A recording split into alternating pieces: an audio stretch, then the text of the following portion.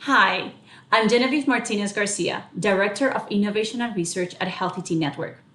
Through the next 10 short videos, I will share with you some lessons we have learned the hard way on how to effectively recruit youth for programs or research studies using internet advertising.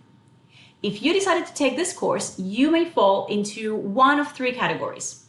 One, you probably heard all the hype about internet advertising for recruitment, but you're not sure if it's the right tool for you or for your project.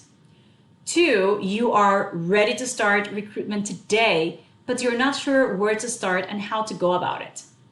Or three, you have tried internet advertising in the past with mixed results and you're just trying to get a couple of tips on how to boost your outcomes.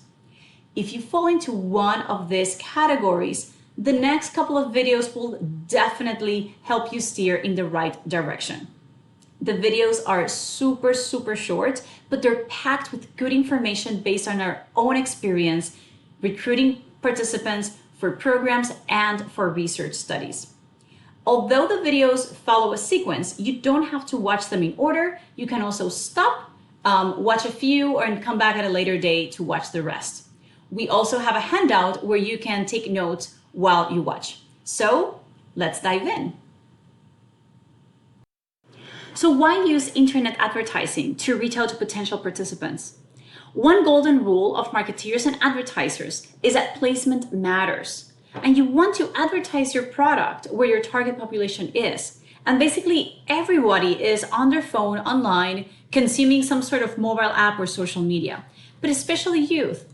In fact, 95% of youth says that they have their own smartphone or at least have daily access to one. 45% of them are online on a nearly constant basis. And where do they go? YouTube, Snapchat, Instagram, and Facebook. Even Facebook, they still dominate the social media landscape. So it makes perfect sense that you want to try to place your recruitment ad in one of these platforms. However, internet advertising is not for everyone or suited for every project. Before you decide to go this route, think about who your target audience is and what you're trying to accomplish with your project. Let's break this down a little bit more. So first, you want to ask yourself, are you trying to recruit a relatively large population from a community, say within a zip code, a city, or a state? Then the internet can definitely help you do that. But if you are recruiting participants or population that exists in relatively very small numbers, or a group within a close network, let's say students at one specific high school, the internet may not be the most efficient way of doing that. Second, think about how diverse you want your sample to be. The internet allows you to cast a wide net across geographic locations, racial and ethnic groups, and other behavioral and demographic characteristics. So your sample can be very diverse in a very easy way.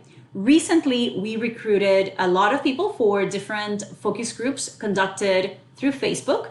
And we also were able to recruit over 3,500 young women for 2 randomized controlled trials, all using internet advertising. And the result was a very diverse sample that was a really nice cross-section of the entire United States.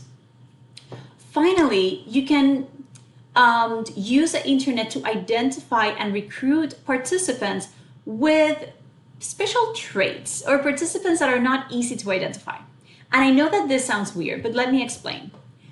Recently, we had a study that we had to recruit young men in our community, but they had to exhibit very special and particularly sexual attitudes and sexual behaviors. It is impossible to post an ad listing these characteristics. So we created a very neutral ad.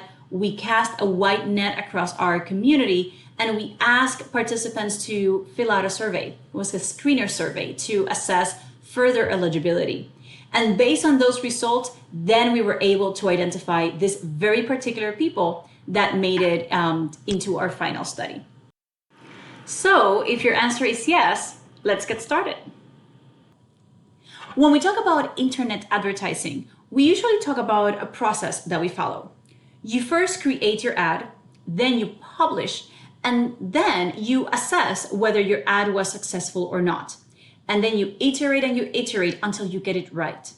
This is far from being a linear process, as you can see from the squiggly line on our screen. And it requires a lot of fine-tuning to make sure that you have the right creative, and by creative we mean the graphic and the words that will comprise your ad, but also the right targeting filters to ensure that you're reaching the population that you intended to reach. This requires carefully monitoring your ad to assess whether it's successful or not. If it wasn't, then you iterate and you make changes until you get the outcomes that you need. So let's break this process into smaller bits and pieces, and that will take us to lesson 1, which is the second video on your list.